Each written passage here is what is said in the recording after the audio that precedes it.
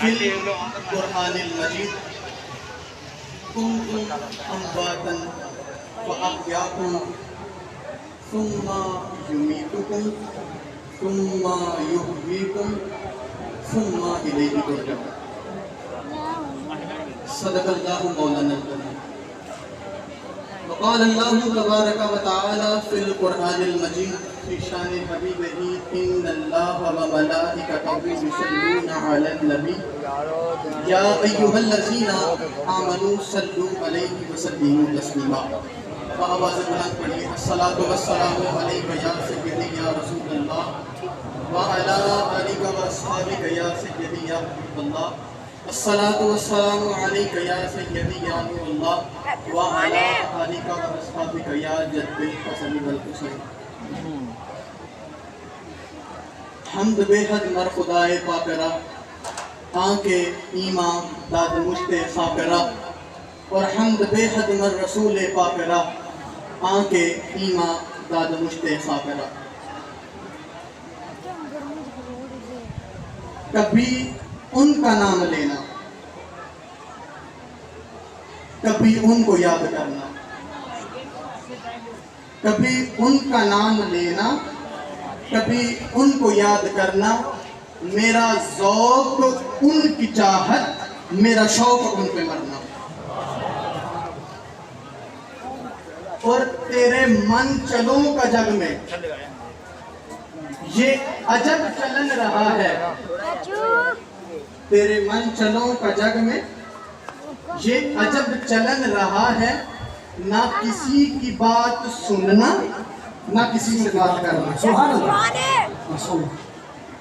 سامعین محتشم، برادران طریقت، میں نے قرآن مجید قرآن رشید کی جو آیت کریمہ تلاوت کی ہے، اس کے اندر جمیع نوع انسان کو بتایا گیا کہ کنتم امواتا، اے لوگو اصل میں تم سب مردہ تھے۔ اور کنتم امواتا کہہ کر انسان کو یہ باور قرار دیا گیا کہ اے انسان تو دائمی نہیں ہے، تو عدم سے وجود میں آیا ہے، اور وہ ہستی کہ جس پر کبھی عدم نہ آیا وہ رب ذوالجلال ہے۔ تو تم حالت عدم میں تھے جس کو موت کے ساتھ تعبیر کیا گیا۔ آئمہ تفسیر کے ہاں اس کے بہت سے معنی، مطالب اور تفسیرات موجود ہیں، لیکن ہم صرف ایک معنی کو لے کر آگے بڑھتے ہیں کہ جب انسان جسمانی طور پر حالت عدم میں تھا تو اس کی اس حالت کو موت کہا۔ جسمانی طور پر حالت عدم میں تھا یا جسمانی طور پر انسانی معدومیت میں تھا، جسمانی اعتبار سے حالت عدم میں تھا، تو یہ عدم ظاہری تھا، معنوی نہ تھا۔ جیسا کہ رب کائنات قرآن مجید میں لوگوں کو مخاطب کر کے ارشاد فرماتا ہے کہ هل أتى على الإنسان حين من الدهر لم يكن شيئا مذكورا۔ اے انسان پر ایک وقت ایسا بھی گزرا ہے جب وہ شے مذکور نہ تھا، جس کا ذکر نہ کیا جاتا ہو۔ اس آیت کریمہ میں تین حقیقتوں کی طرف اشارہ کیا گیا۔ جب فرمایا کہ هل أتى على الإنسان حين من الدهر، کہ وہ زمانہ کہ جب انسان مذکور نہ تھا، تو یہ زمانہ بھی انسان پر ہی گزرا ہے۔ تو پتہ چلا اس دور میں انسان مذکور نہ تھا مگر موجود تھا۔ مذکور ہونا اور بات ہے، موجود ہونا اور بات ہے۔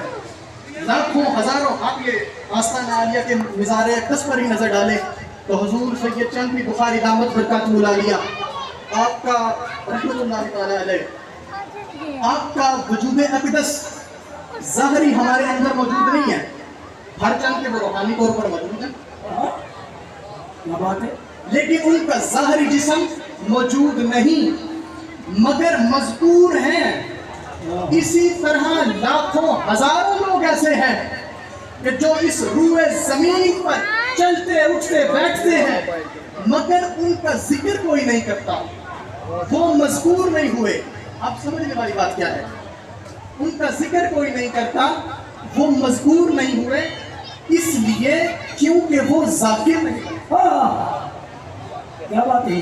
اگر وہ اللہ کے ذاکر ہوتے تو پھر اللہ انہیں اپنے انعام اور صلہ کے طور پر مذکور بنا دیتا،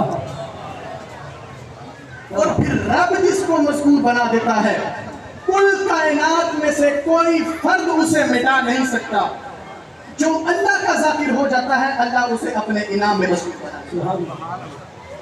اللہ رب العزت نے فرمایا کہ یا ایھا الذین آمنوا اذکروا اللہ ذکرا کثیرا، اور پھر صلہ کیا دیتا ہے ذکر کثیر کا؟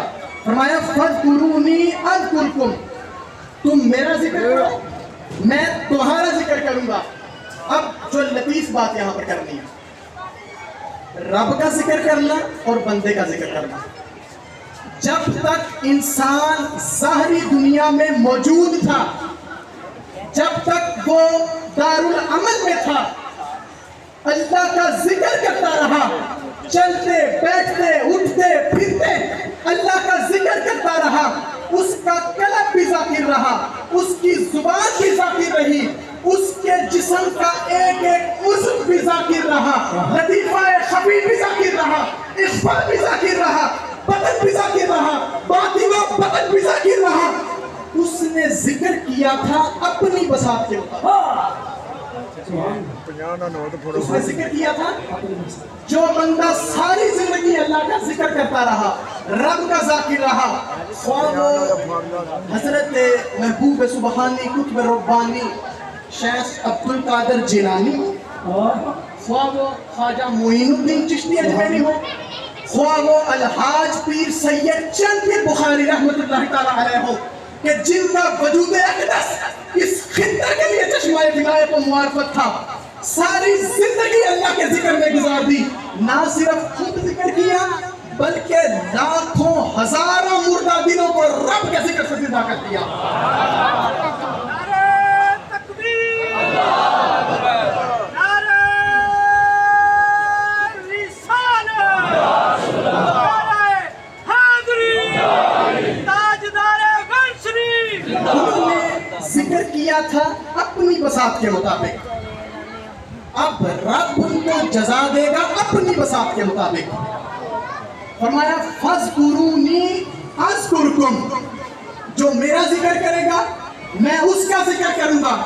اب ان کا ذکر اس وقت تک رہے گا جب تک وقت ہے، اس زمان تک رہے گا جب تک زمان ہے۔ اب کوئی شخص اللہ کے ولی کا ذکر، اس کا عضو، اس کے تذکرے، اس سے نسبت تعلق رب توڑنا چاہے تو ندانو یہ نہ سمجھنا کہ لوگوں کے دلوں میں ان کی یہ محبت کسی انسان، یہ نہ سمجھنا، یہ خیال نہ کرنا، بلکہ اب لوگوں کے دلوں میں ان کی محبت کو زندہ رکھنے والی خود رب کائنات کی ذات ہے، خود رب کائنات کی ذات ہے، خود رب کائنات کی۔ بخاری اور مسلم کی متفق علیہ حدیث ہے، متفق علیہ، کہ جب رب کو کسی کے ساتھ محبت ہو جاتی ہے